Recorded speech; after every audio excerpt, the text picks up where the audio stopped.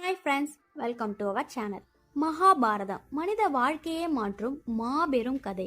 இந்த உலகத்துல நடந்த மிகப்பெரிய இதிகாசங்கள்ல ஒன்றுதான் மகாபாரதம்.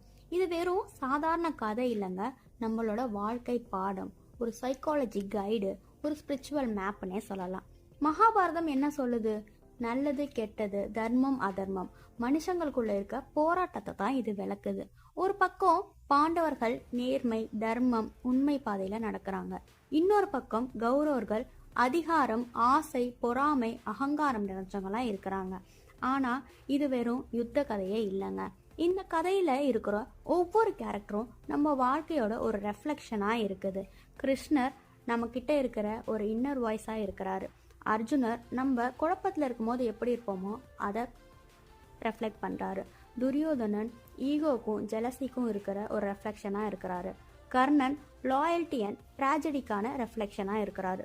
ஒரு சிறிய தவறு, ஒரு தப்பான முடிவு, ஒரு ஈகோ கிளாஷ், அதுதான் உலகையே குலுக்கிய குருஷேத்திர போராக மாறி இருக்கிறது.